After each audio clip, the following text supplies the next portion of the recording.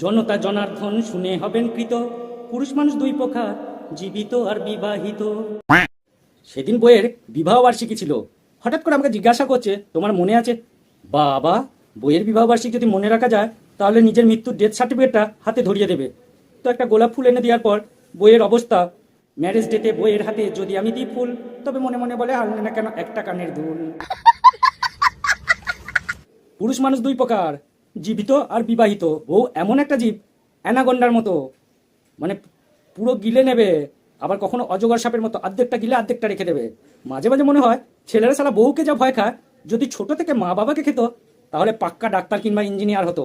যতই খুঁড়ি ওরাও রাতে, লাটাই যে আমার হাতে। মাথায় রেখো, যেখানেই যেতে হবে ছোট্ট শিশুর মতো পারমিশন নিতে হবে। শুধু পারমিশন নেওয়াটাই শেষ নয়, কোথায় যাবে, কি জন্য যাবে, কখন ফিরবে, এত কৈফিয়ত যা ছেলেরা তার মা বাবাকেও দেয় না, কিন্তু বউকে দিতে হয়। বোধহয় এই বিয়ে নামের এই ভুলের শেষ ঠিকানা হলো, ও আমি হেলে দুলে যাব শ্মশান ঘাটে। এই সেদিন বউকে বললাম, বলছি আমার বাবা মা আসবে, একটু ভালো করে রান্না করে তো। ব্যাস, বউয়ের মুখখানা এত ভারী হয়ে গেল, আর বউ অমনি সুপার সাইক্লোনের মতো আমার উপর আছড়ে পড়লো। আর তখন আমার অবস্থা, বউ আমার মুখটা গোমরা করে যখন তার শ্বশুর শাশুড়ি আসে, নিজের বাবা মা এলে সেই নাচে মহা উল্লাসে।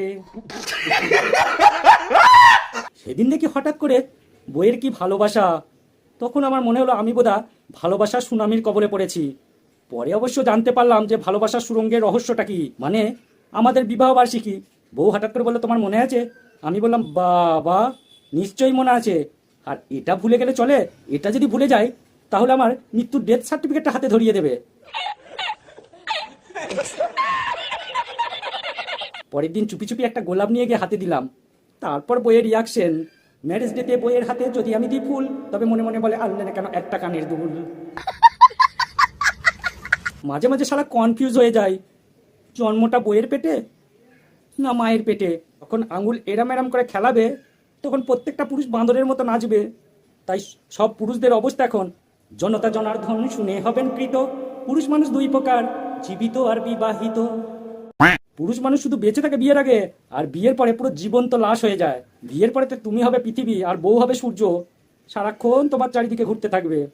আর তোমরাই বলো, কথায় কথায় বউ বলে, তুমি নাকি আমাকে আর আগের মতো ভালোবাসো না। আরে বাবা, এই তো সেদিন বিরিয়ানি আনলাম, আগে নিজে টেস্ট করলাম, যদি কোনো ফুড পয়জন থাকে তো আমি সারা মরি, ও বেঁচে থাক।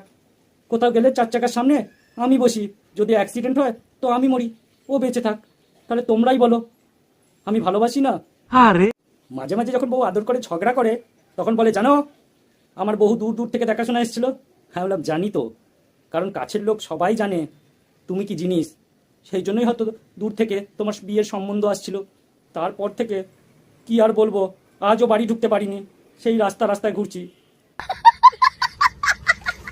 তো বন্ধুরা, আজকে ভিডিওটা এখানেই শেষ করলাম। ভিডিওটা ভালো লাগলে লাইক কমেন্ট শেয়ার করো, আর হ্যাঁ, চ্যানেলটা সাবস্ক্রাইব করতে ভুলো না।